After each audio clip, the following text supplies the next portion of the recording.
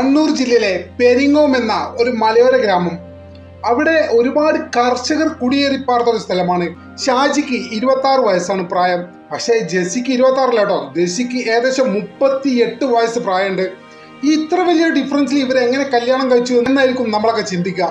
അതിന് വേറൊരു കാരണമുണ്ട്. കാരണം ഇവര് ഇടുക്കിയിലായിരുന്ന സമയത്ത് പ്രണയിച്ച് വിവാഹം കഴിച്ച് കണ്ണൂരിലേക്ക് താമസം മാറ്റിയവരാണ്. ഈ ജെസ്സിക്ക് 2 മക്കളും ഭർത്താവുള്ള ആളാണ് ജെസ്സി. ആ ജെസ്സിയാണ് ആ ഭർത്താവിനെയും മക്കളെയും ഒക്കെ കളഞ്ഞുകൊണ്ട് ഈ ഷാജിയുടെ കൂടെ ഇറങ്ങി തിരിച്ച് കണ്ണൂരിലേക്ക് എത്തിയിരിക്കുന്നത്. അങ്ങനെ ഇരിക്കുകയാണ് അയൽക്കൂട്ടത്തിലെ സ്ത്രീകൾ ഒരു കാര്യം ശ്രദ്ധിച്ചത്.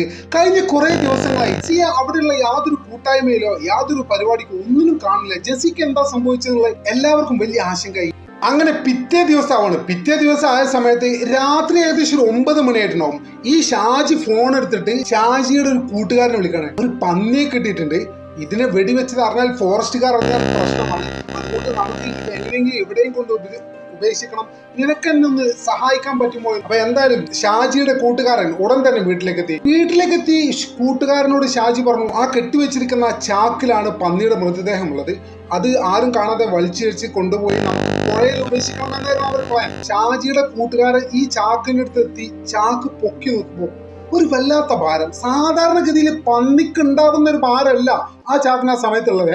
അയാൾക്ക് അപ്പോഴേ ചെറിയ സംശയങ്ങളൊക്കെ തുടങ്ങി. ഇതെന്താണ് വല്ലാത്തൊരു ഭാരം, ഇത്ര ഭാരം എന്തായാലും പന്നിക്ക് വരില്ല എന്ന് അയാൾക്കറിയാം. അയാളുടെ ഉള്ളിൽ പതുക്കെ ഒരു പേടിണ്ടായി.